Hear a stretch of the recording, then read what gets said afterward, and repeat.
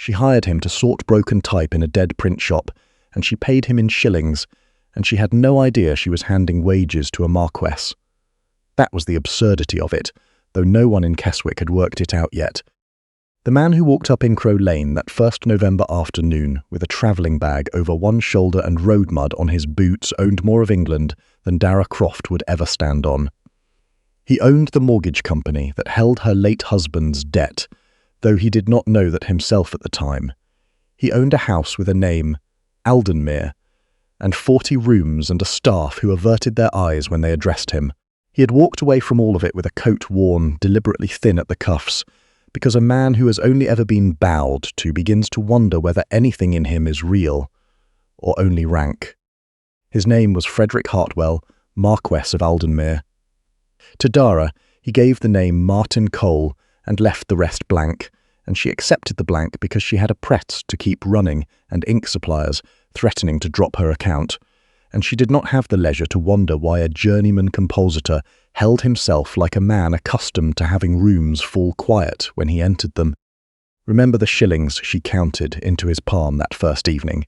Remember them, because everything that came after, the council contract, the forged clause, the night she spread the ledger across the composing table and showed him her real ruin, the morning a polished carriage rolled up Inkrow Lane, and a stranger in a good coat said 2 words that split her open in front of Mabel and Albie, and half the street, all of it grew from that small, honest exchange.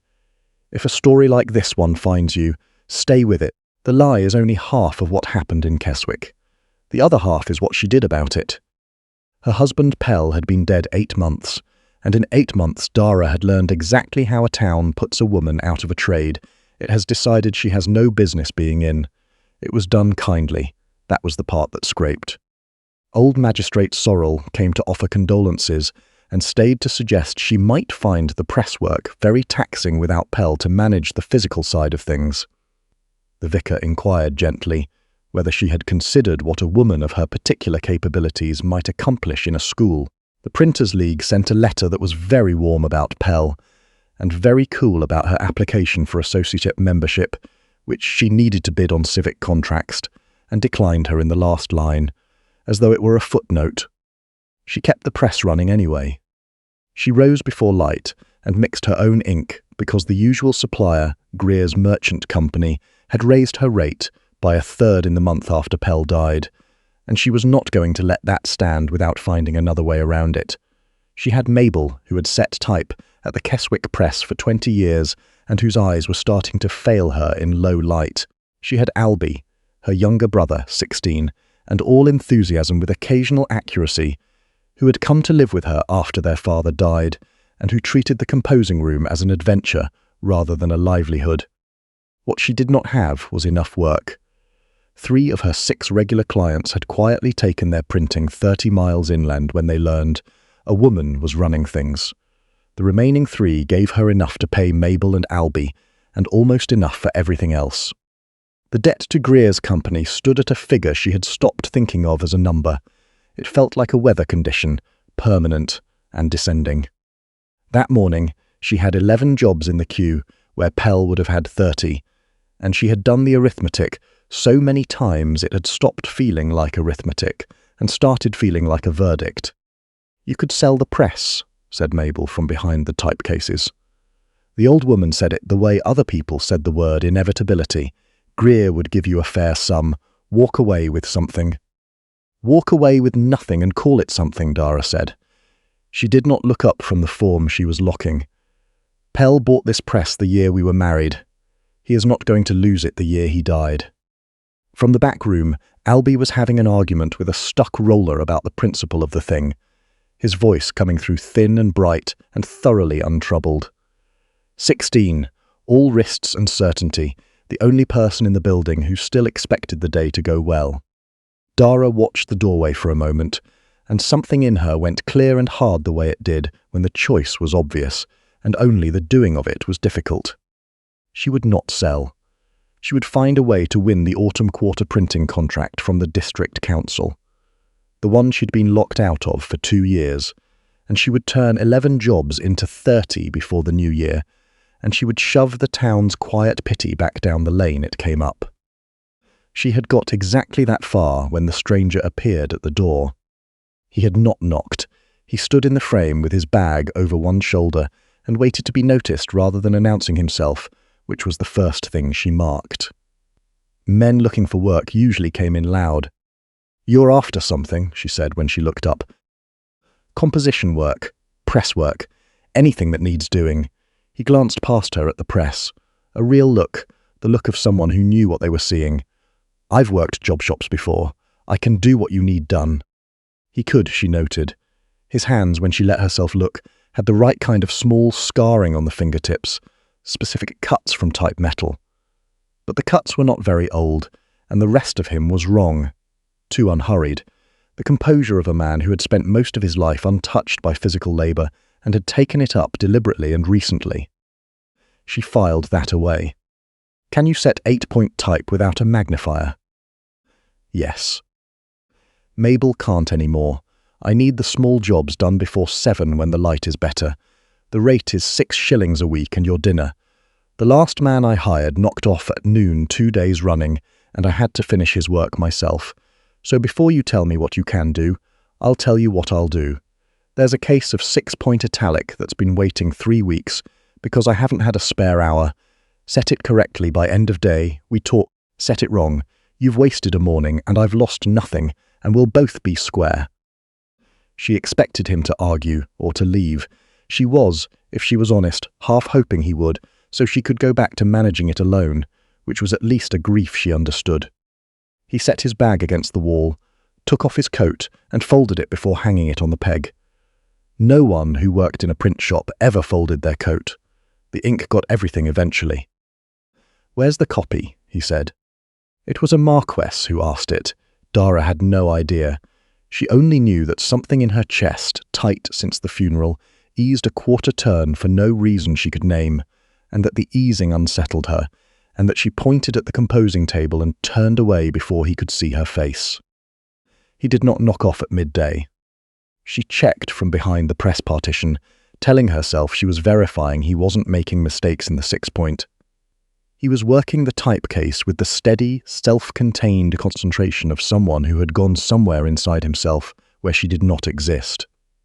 He did not glance up at the front of the shop to see if she was watching. That, more than the pace of his work, was what eased her suspicion a fraction. A man performing for the mistress looks up. This one had simply gone to work. By the time the light started going, the 6-point case was done. Correctly, entirely, without a single transposition. Albie had reported back on it 3 times with increasing admiration. Mabel had looked at it once and said nothing, which from Mabel was the equivalent of applause. "You'll come back tomorrow," Dara said when she counted his shillings. "What's the work?" "A broadsheet run and a legal notice that needs to be right, or the solicitor will blame me and not himself." She paused. "What do I call you?" "Martin," he said, "Cole." The surname came a half-beat slow, the way a man reaches for something, kept in a pocket he doesn't usually use. She heard it. She would think about that small hitch many times later, and could not forgive herself for not asking about it there and then. That night she only nodded, because a name was a name, and the 6-point case was done. By the end of the 2nd week, he had solved the Platen problem. No one in Keswick had solved the Platen problem. 2 mechanics had given her estimates that would have swallowed a month's income.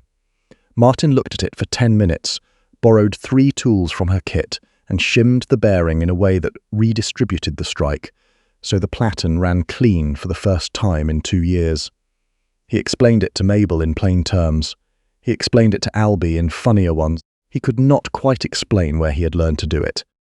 "Where does a journeyman compositor learn mechanical press adjustment?" she asked him, once the Platen was running sweet. "Read it somewhere." "In what journal? I subscribe to every printing trade paper published in England, and I haven't read that fix." "An engineering journal," he said, and there was a dry edge in his voice she was beginning to recognize. "This one reads broadly." She let it go. The press was running. That evening she laughed for the first time since Pell's funeral. A real laugh, helpless and unguarded, when a galley proof came off the press cleaner than she'd had any right to hope, and she had not known the laugh was in her until it was already out. She did not see him watching. She did not know what his expression meant when she looked up and found his eyes on her. Here is what she couldn't see, and what you should. Frederick Hartwell had spent 32 years being the reason rooms went quiet when he entered them. People laughed at his remarks because he was a Marquess, and worried over his comfort because he was a Marquess. And not one person since his father died had ever laughed like that, surprised and helpless, over something his own hands had helped make possible. He had flattery enough to paper a house with. This was nothing like flattery. It was something he had no word for, produced by a short-tempered printer who thought he was nobody and had treated him accordingly. He stood by the press and understood, with a quiet that frightened him, that he did not want to go home. That was the moment the disguise stopped being a temporary relief and became something heavier. "Greer's man was at the Anchor last night," Mabel said one morning, setting down her cup. "Telling the district clerk's assistant your press hasn't the capacity for the autumn quarter contract. Saying the work would be irregular and it would reflect badly on the council to award it to a shop in your situation." Dara's jaw set. "Then we bid on it," Martin said from the press room. They both looked at him. He had a quiet certainty when he spoke like this, not loud but very decided, the voice of a man who had already seen the solution and was waiting for everyone else to catch up. "If Greer is saying you can't do the volume, do the volume. Demonstrate the capacity. Let the clerk see the work. Once the council's name is on your broadsheets, Greer can't talk it back. And if we lose the bid, then I'll work the next month without additional wage." He looked at her steadily. "It isn't a large estate to risk." She should have caught that. Estate, not much to risk. Not a great deal. Estate. The word sat on the composing table between them, and she was too busy calculating to pick it up. She put in the bid. They prepared the demonstration work together. Late nights, Albie asleep in the corner chair. Mabel gone home at 10, the press running clean and steady. They argued about leading and justified margins and the proper way to set a drop capital, and both of them were right often enough to make the argument worth having. They won. The council clerk examined the demonstration broadsheet and said it was the finest presswork he'd seen from a private shop in the district. Greer's preferred printer had submitted something adequate. Adequate did not win. The town turned, the way towns turn, all at once, pretending it had never been facing the other way. 3 of the clients who had quietly taken their work inland sent inquiries before the month was out. Mabel looked at the new work order book and said nothing, which by now meant something close to joy. It was a good week. Hold on to it, because it is also the week 3 things were set in motion that would come up later as a different kind of harvest. The first was Greer. He came to the shop in person, a composed man with a composed voice and eyes that weighed everything they landed on. He was all warmth, all neighbourly feeling, and he used the phrase "plucky little operation" twice, smiling both times, and his smile said exactly how much room he had decided she occupied. "Your late husband was a fine printer," he said. "I do hope the figures keep pace with the enthusiasm. His note to my company comes due at year's end, of course. I shouldn't want a good week to lead anyone to overlook their obligations." "I don't overlook obligations, Mr. Greer." "No," he agreed, already turning away. "I don't suppose women running a dead man's shop have the luxury." He said it lightly, the way you brush something off a sleeve. Dara kept her chin level and let him go. The words went in like a splinter and stayed, and somewhere underneath the week's good news a clock began, quietly, to count. The second thing was a stranger who came into the shop asking if this was the Keswick press, wearing a coat too good for Inkrow Lane, who looked at Martin with a startled recognition that Martin, behind the press, clearly did not want. She saw his back go rigid, a particular stillness, spine-deep rather than shoulder-deep, and then he bent deliberately over the form he was locking and kept his face turned away until the man left, saying he must have the wrong establishment. She saw all of it. She filed it in the same drawer as the coat, the hands, the estate, the engineering journal. The drawer was getting full. The third thing was the evening of the contract celebration, when the street lit a bonfire at the bottom of the lane. Albie had shoved her toward the dancing. Martin had held out his hand with a dry look that was practically a dare, and she had taken it because she could not, in front of the whole lane, be seen to be afraid of a fiddle reel.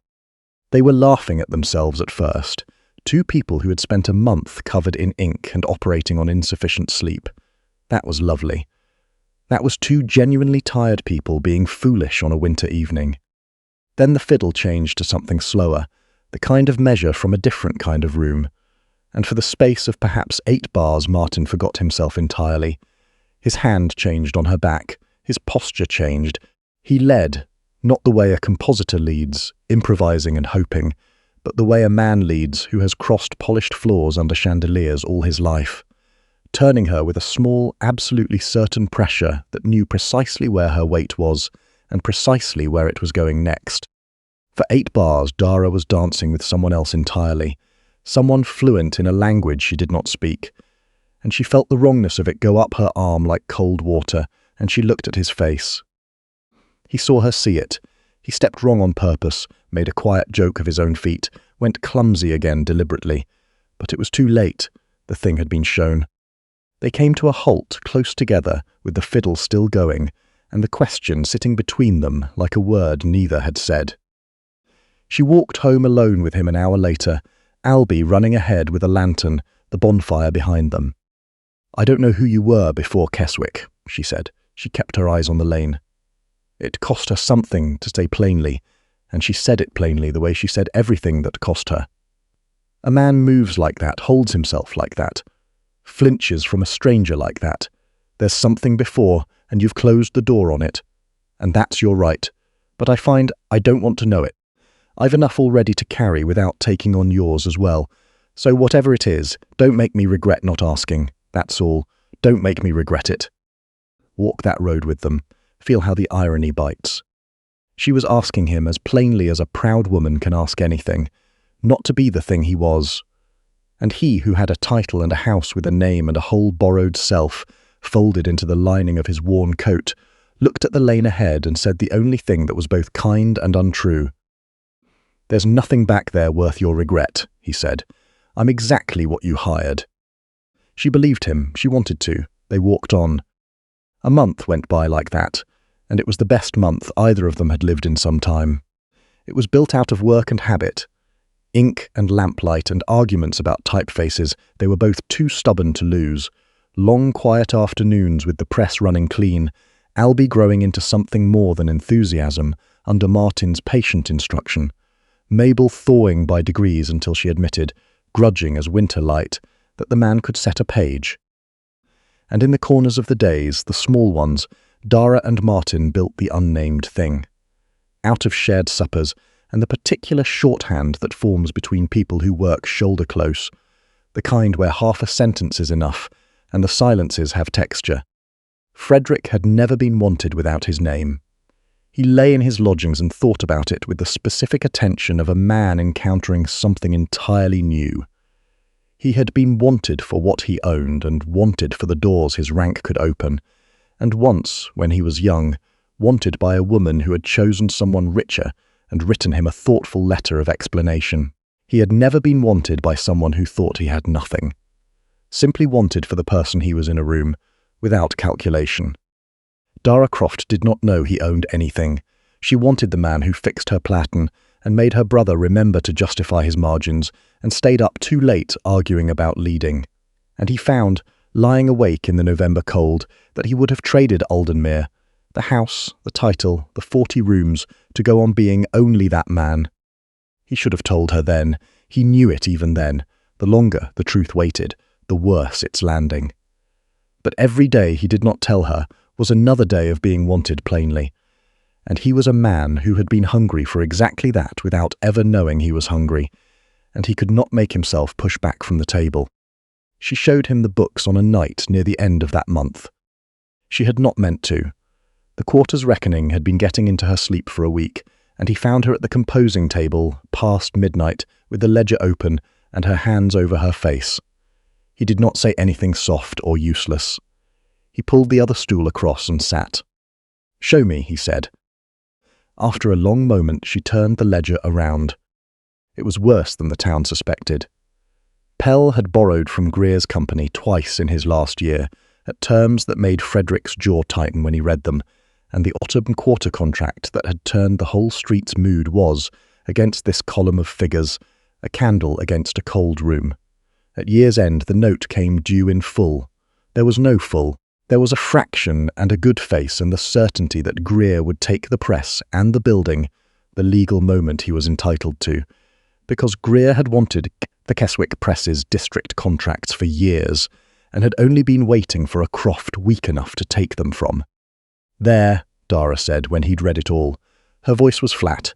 Her eyes were bright with the particular angry brightness. She was clearly furious at herself. For, "Now you've seen it.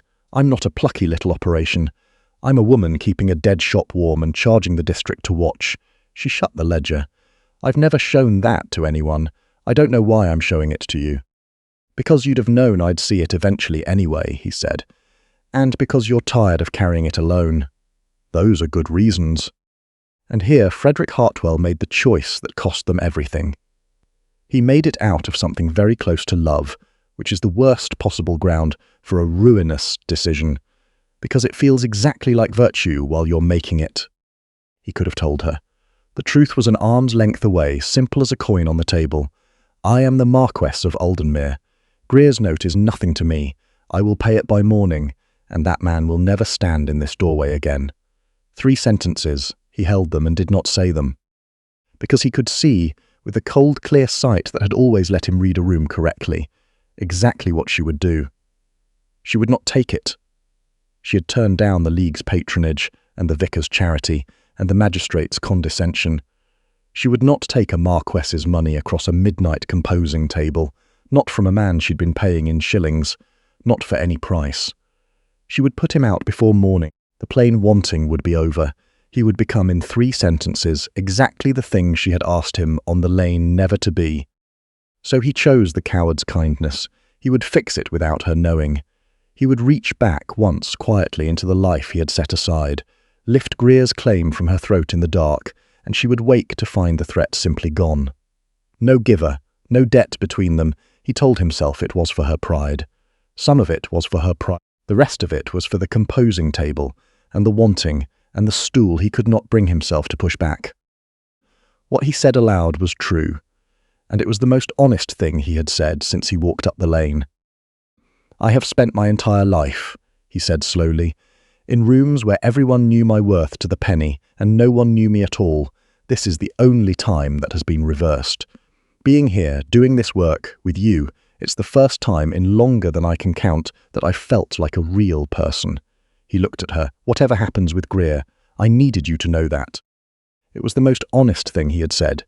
It was wrapped around the largest lie. Dara heard only the honesty. She kissed him across the composing table, and he kissed her back like a man who had been thirsty for years. And for a while the ledger and Greer and Year's End were 100 miles away. Later, when she was asleep, he sat at that table and wrote a letter in close cipher to Mr. Bancroft, his man of business, a man who had not heard from his employer in 4 months and would be very relieved to see the handwriting. "Greer's company holds a debt against the Keswick Press," the letter said. "Buy it through agents, leave no name attached, least of all mine. Pay what he asks, tell no one." He sealed it. He pressed the seal without thinking, used his family ring from long habit, and did not, in the warmth and the closeness of her, think carefully enough about who might one day see the impression in a small-town coaching inn. He climbed to his lodgings feeling, for the first time in some while, like a man who had done a right thing. That is the cruelest part of it. The worst choice he ever made, he made while feeling like a good person. 3 weeks later, Greer struck. He did it by post, pleasantly, with a knife folded inside the courtesy. The letter cited a clause buried in the 3rd schedule of the original debt agreement, a clause that permitted his company to call the full sum on 30 days' notice at their discretion. The full sum, 30 days. She had a fraction and a good face and no more. He knew that. That was precisely why he'd chosen now. Dara read it, standing in the composing room, and the colour went out of the morning. "He can do this," Albie said, reading over her shoulder. "It's in the agreement," Mabel said quietly. Pell signed it. The old woman's face had gone flat with a grief she had been saving for the moment she was proven right. "He means to take the press, Dara. He always did. We're done." "We are not done." But her voice shook on the last word, once, and Albie had gone white by the door, and the thing she had clawed back at the council was coming apart in her hands. "I'll find the money," Martin said. He said it too quickly. He said it the way a man says a thing he already knows how to accomplish. Dara turned on him with all the fear in her, looking for somewhere to go. "You'll find the money. You, a compositor who lodges above the stationers and owns 2 shirts. You'll find 4 years of this shop's entire income in 30 days. How? How will you find it?" And he had no answer that wasn't the truth. And the truth wasn't what he'd intended to give her like this. In a panicked workroom with Mabel listening and Albie right there. So he said the thing that opened the first crack between them. "Trust me, let me try." The crack was hairline then. It widened that same evening. Mabel found Dara at the press after supper. "I'll say this once," the old woman said, not quite meeting her eyes, "because I've set type in this shop since before your husband brought you here, and I was fond of him, and I'm fonder of you. Your Martin has been posting letters at the coaching inn. I've seen him twice this week. Last night I saw him seal one." She swallowed. "The wax had an impression in it, a crest, the kind that comes from a ring that's been in a family a long time. Working men don't have crests, can't afford what comes before them." Finally she looked up. "I don't know what he is. I know he's not what he told you, and I know that's the worst kind of person to trust with a sinking thing." The drawer Dara had kept shut all autumn came open at once. The hands, the coat, the engineering journal, the dance, the way the well-dressed stranger had looked at him in the shop, the estate, the surname a half-beat late, the "I'll find the money" said without a flicker of uncertainty. Each thing alone she had explained away. All of them together made a shape, and the shape was a lie, and she had built the best month of her recent life on top of it. She confronted him that night in the lodging's stairwell, one lamp between them. Mabel saw the crest. "Tell me what you are." For a long moment he said nothing. She watched the truth climb to the back of his teeth and stop there. "Give me 3 days," he said. 3 days and I'll tell you everything, and the note will be settled, and then you can decide what to do with me. I'm asking you to trust me. 3 days. "Trust you?" She laughed once, and it had no warmth in it. "I've trusted you all autumn. I showed you the ledger." As she stopped, made her voice flat. 3 days. She should have put him out that night. Every clear-eyed instinct she owned said so. But she loved him. She let herself use the word alone in the dark afterward, and hated that it was simply true. And so she did what love does, the dangerous thing.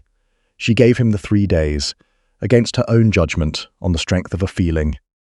That was the trust the third morning broke. The winter market had come to Inkrow Lane, and Dara had thrown the shop doors open as she did every year. There was bread from the grain merchant whose billing slips she printed. The press was quiet. Albie was at the stalls. For 1 hour the trouble was set down. Martin was beside her at the work table, a proof in his hands, sleeves rolled, and she had almost let the careful distance soften back into something warmer when she felt him go still. She knew that stillness by now. A carriage was coming up Inkrow Lane, not a delivery cart, not the vicar's gig. A carriage, black lacquer, 2 matched horses, a coat of arms on the door that caught the thin winter sun. The kind of vehicle that had not once in living memory come up Inkrow Lane. Every person on the street stopped and watched it come. It drew up outside the shop. A footman opened the door, and out came a slim, very well-dressed man who looked at the market stalls and the open print shop with an expression of exquisitely calibrated distaste. He found Martin's face in the crowd in less than 10 seconds. "There you are," the man said, and he pitched his voice to Carrie, because he was a man who enjoyed an audience. "Good God, Frederick, there you actually are. Your aunt has been beside herself. The estate is in a state. I have spent the better part of 2 months and a considerable amount of my own expense tracing you across the countryside." He raised his voice a degree further for the benefit of the lane. "Do come home, Lord Hartwell. The Marquessate cannot run itself." The words went through the lane like cold water through a gate. Dara heard them. She did not immediately understand them, because they did not belong here. Not in this lane, not beside this man with his ink-stained forearms and his proof sheet. She turned to look at Martin the way you turn, to share a strange thing with someone standing close to you, and she saw his face.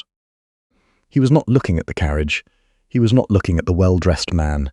He was looking at her, and his face was open in a way she had never once seen it, fully open, and what was open was dread.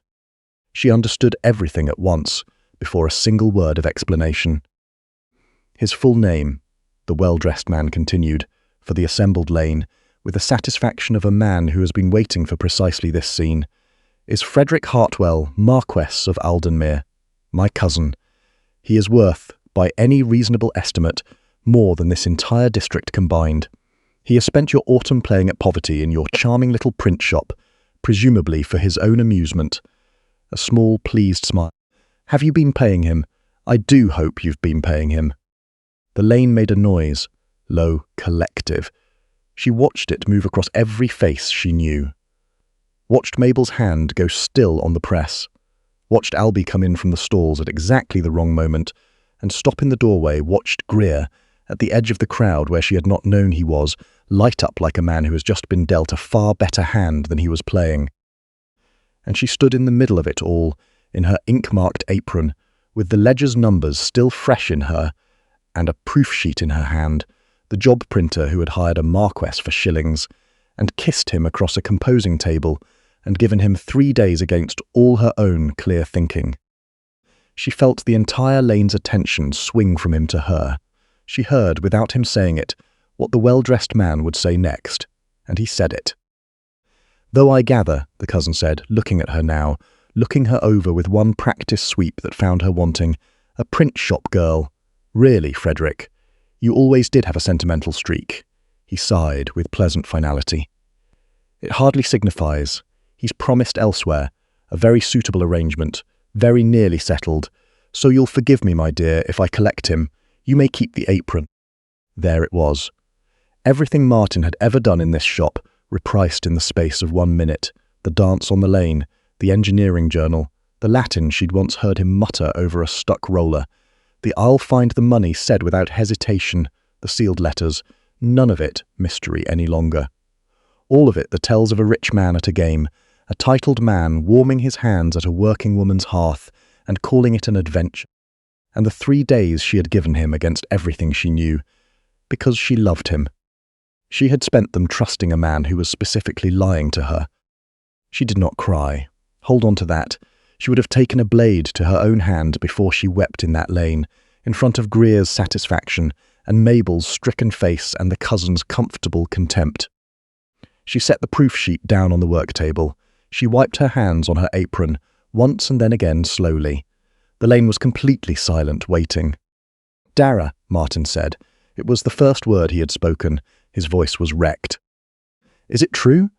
She did not look at him while she asked it. She looked at the lane. Don't explain. One question. Are you the Marquess of Aldenmere? A pause, then, plainly without softening. Yes. And you knew about Greer's note, the clause. All of it, because you read my ledger at my own table. Yes. And the sealed letters were to your man of business, to handle the debt with your money. Yes. Then you have a carriage and a cousin and an arrangement nearly settled. She looked at him now, directly, entirely, and her eyes were dry and level, and they were the worst thing he had ever seen. There is nothing here for you but ink and shillings, and I think we've both understood for some time that you were only ever passing through both. If you ever cared for one true thing this autumn, you will go now and not come back to Keswick. And you will call it the only honest thing you've done since you walked up the lane. Her voice did not rise, it did not need to. The cousin made a small, satisfied sound and gestured toward the carriage. Frederick Hartwell did not use his rank to argue. He could have. He had the power and the standing and the means to make the lane hear his side of it, and she knew it, and he knew she knew it. He did not spend it on himself. You're owed the truth, he said, low, only to her, while the lane strained to hear. Not now, not like this, with him looking pleased and the whole street watching you bleed. You don't deserve to have it this way, but you'll have it, and not one word of it will be what he just told you. He looked at the cousin once, a long, very still look, and the man's comfortable smile slipped half a degree. I'm leaving because she asked me to, not because you came. Note the difference." He took his coat from the peg and walked out of the shop and down Inkrow Lane without getting into the carriage, and the carriage followed him at a walk, and behind him a woman in an ink-stained apron stood in her doorway very straight, and did not cry until every last one of them was gone. The coldest part of the winter came, and Dara worked the press alone. She rose earlier, she slept worse. The composing room's silence where Martin had been was its own kind of weather. The town could not settle on what she was, the woman gulled by a titled man playing games, or the schemer who had nearly hooked a MARQUESS and fumbled it. The second version spread faster because it was unkinder, and people are like that. She let them talk. She had no room for anything else. There was a letter. Mabel had pressed it into her hand the morning after, reluctantly, saying he had left it on the composing table. The seal was plain wax, no crest. Even leaving, he had tried to come to her as the man, not the rank. It sat on the mantelpiece for 2 weeks. On the worst night, she put it in the range and watched it burn, and then sat on the kitchen floor and wept because she would never know what it said, and regretting it did not bring it back. Albie found her there. He sat down beside her, 16 and thoroughly out of his depth, trying anyway. "Why would a MARQUESS sort 6-point type?" he asked the range. "If he was only playing a game, you don't play the worst job in the shop every morning for 2 months. Nobody plays that long. He taught me to justify a margin without a composing stick." He picked at a crack in the floor. "Marquesses don't do that. Why would he bother teaching me if it was all pretend? I was nobody to him." She had no answer that didn't hurt.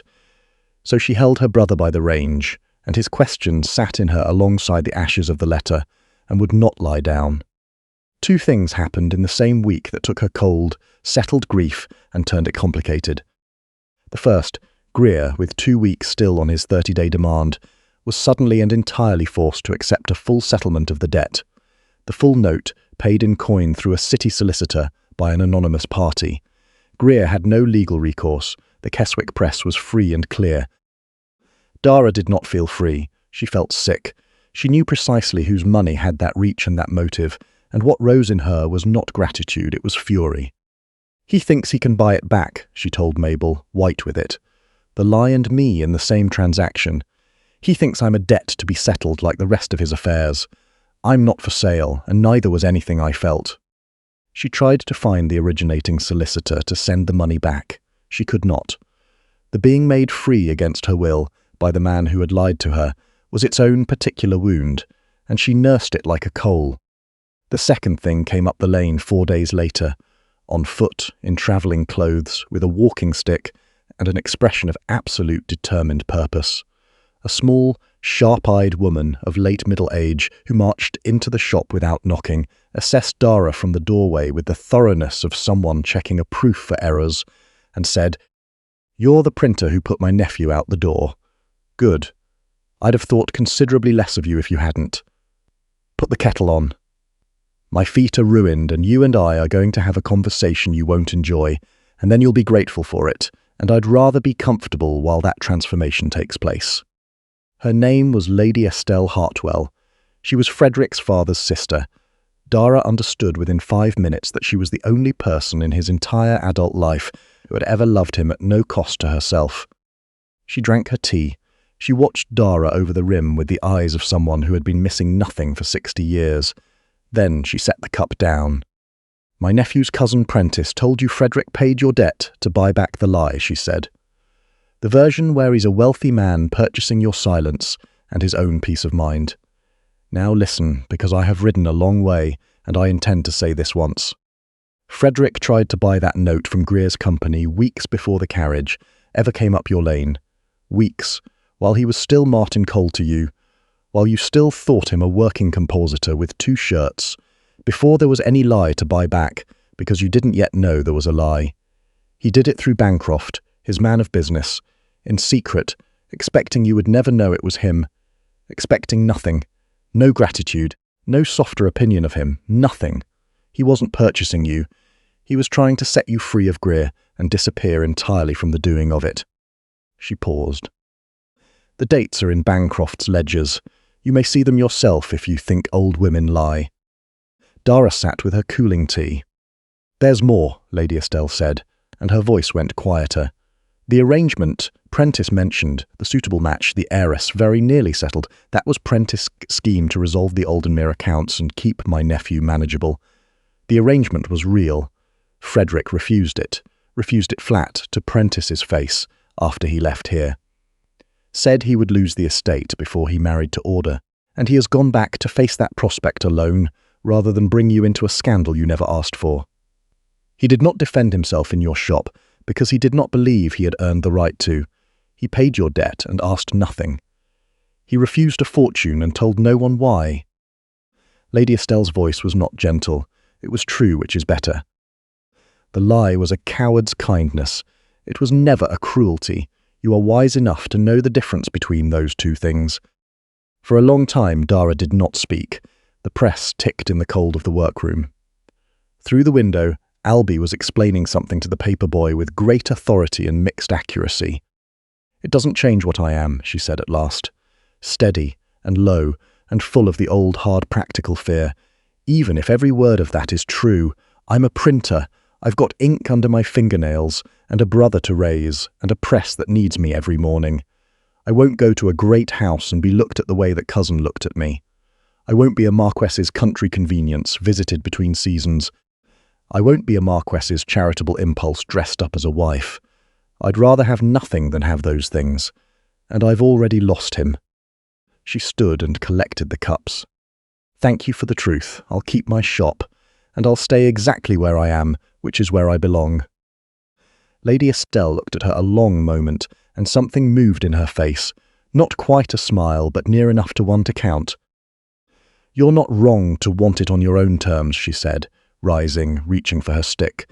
"I shan't argue you out of your principles. I rather like them." She paused at the door. "But I'll tell you this for nothing. The two of you are each waiting for the other one to go first.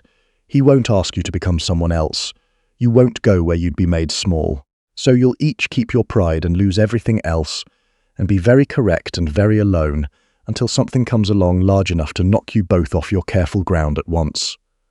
She set her hat. "In my experience, something usually does. Mind that Greer of yours.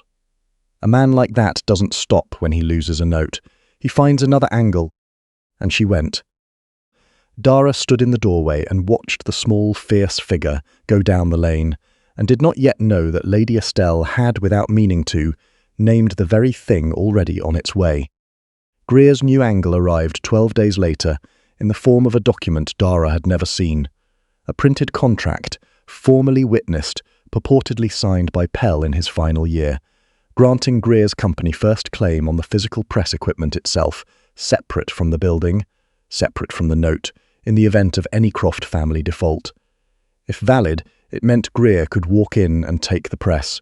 She would keep the walls. The thing that made the walls worth anything would be his. It came with a letter from Greer's solicitor giving her 14 days. Dara read it 3 times at the composing table. She read the date. She read the witness attestation. She read the typeface of the footer stamp, Greer's company seal printed. And then she read it a 4th time, and something went very still and very cold inside her. She knew every printing house within 60 miles. She knew their typefaces the way a musician knows pitch. The footer stamp on Greer's contract was set in a cut of Roman, a specific identifiable style that had not been available to regional printers until the London foundry released it. She knew the date of that release precisely because she had ordered it herself and received it 18 months after Pell had supposedly signed this document. The contract had been printed with a typeface that did not exist on the date printed on the contract. She sat with that for 1 full minute, then she put on her coat and walked out the door. She was halfway to the coaching inn before she understood where she was going. He was not hard to reach. Lady Estelle had left the address. Dara had not thrown it away.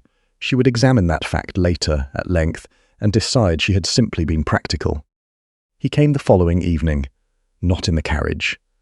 On horseback, alone, in a plain coat, having ridden through the night the moment the letter reached Aldenmere, he dismounted in the lane, and he did not announce himself or wait to be received. He came directly into the shop. Mabel looked at him once and went quietly out the back, taking Albie by the collar with her.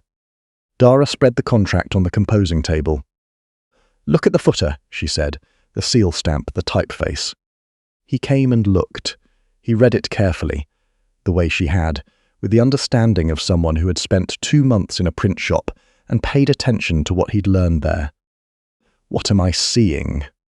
That stamp was set in a specific cut of Roman the Foundry, only released to regional printers. She gave him the date, 14 months after this contract claims to have been witnessed. She pressed her hands flat on the table. "It wasn't printed when it says it was. He forged it, and I think he's done it before. The Printers League keeps records of every regional shop's type inventory by year. If your Bancroft could cross-reference those records against the debt agreements Greer has produced in any dispute, any seizure, any early call..." "It would show a pattern," Frederick said. He looked at her. "A pattern is prosecutable. I know the county magistrate. I know the registrar. I know exactly how to place this where it can do what it needs to do in the time you have." "I know," she said. "That's why I wrote to you." A pause in which the press ticked and the lane went about its business outside. "Not the only reason," she added plainly, because she was not a woman who said things halfway, but it's the reason that needed saying first. They worked through the night. Mabel and Albie came back at 10 and worked alongside without being asked.